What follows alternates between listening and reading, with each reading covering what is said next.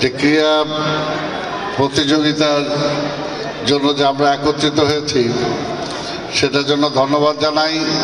সাথে সাথে এটাই বলবো যে আমাদের খেলাধুলা আজকে অনেকটা হারিয়ে যাচ্ছে।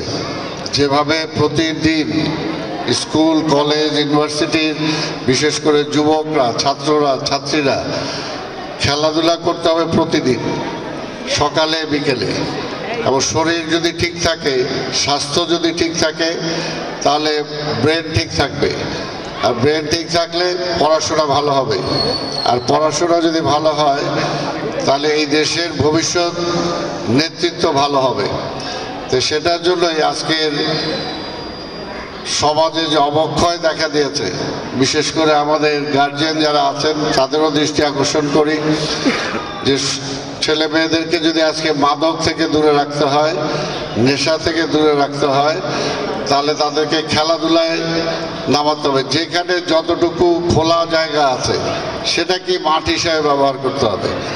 আমরাও ছোট ছিলাম এবং খেলাধুলা করেছি, খেলাধুলার কোনো বিকল্প নাই। খেলাধুলা করলে স্বাভাবিক মনও ভালো থাকবে, পড়াশোনাও ভালোভাবে করতে পারবো। আর স্কুল থেকেই যদি আমাদের শরীর চর্চাটা শুরু না হয়, স্কুলে একটা ম্যান্ডেটারি ছিল যে আমাদের শরীর চর্চার শিক্ষক ছিল যে প্রতিদিন শরীর চর্চার একটা পিটি করাইতো, সেটা একটা থাকতো। এখন আমি জানি না সেভাবে হয় কি না। তো সেটার জন্য যদি প্রতিটা স্কুলে সেই ব্যবস্থা করা যায় তাহলে সেটা খুব ভালো হয়। কারণ আমাদের পড়াশোনার পাশাপাশি শারীরিক যে কসরত সেটাও দরকার। এবং এই বয়সে আমরা যেটা দেখি যে সারা পৃথিবীর আজকে ফুটবল বলি, ক্রিকেট বলি, অ্যাথলেটিক্স বলি, সুইমিং বলি, ভলিবল বলি, বাস্কেটবল বলি, যে খেলাধুলাই হোক না কেন, এই বয়স থেকে যদি একটা ছেলে বা একটা মেয়ে কোনো একটা খেলার প্রতি আকর্ষিত হয় এবং এই বয়স থেকে যদি তাকে সে গড়ে তোলে তাহলে কিন্তু ম্যাচুর বয়সে এসে সে পূর্ণাঙ্গ খেলোয়াড় হতে পারে।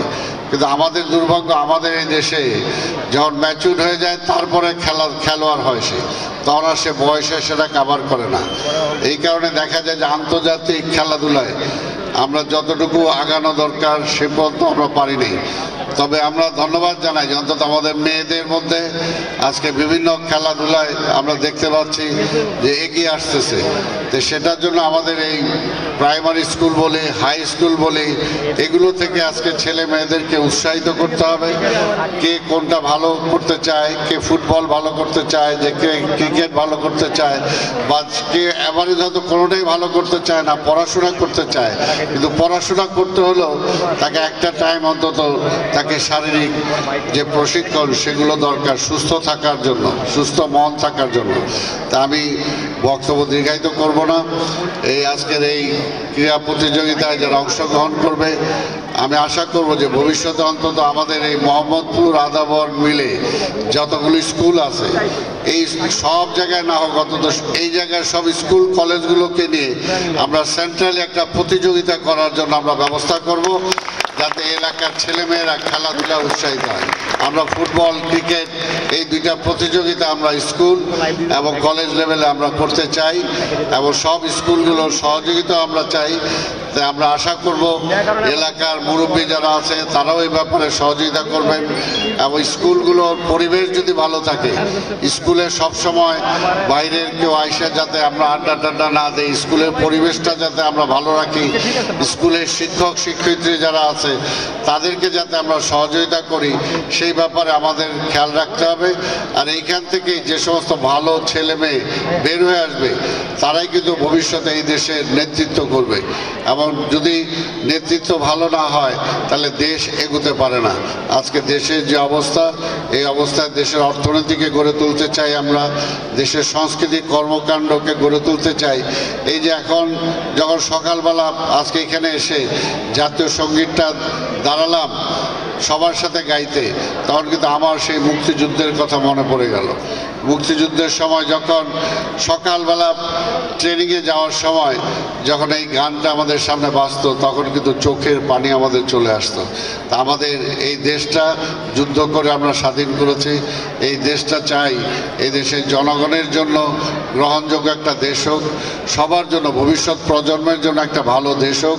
এবং সেটা গড়ে তুলতে হলে এখানে শিক্ষক শিক্ষয়িত্রীরা একটা ভালো ভূমিকা পালন করতে পারে, এবং আমি বিশ্বাস করি ছাত্রছাত্রীরাও একটা ভালো ভূমিকা পালন করতে পারে। তাহলেই এই এলাকার পরিবেশটা ভালো হবে, ঢাকার পরিবেশ ভালো হবে, দেশের পরিবেশ ভালো হবে। এই কথা বলেই আজকের এই ক্রীড়া অনুষ্ঠানের আমি শুভ উদ্বোধন ঘোষণা করছি। আপনারা সবাই ভালো থাকবেন। খোদা হাফেজ।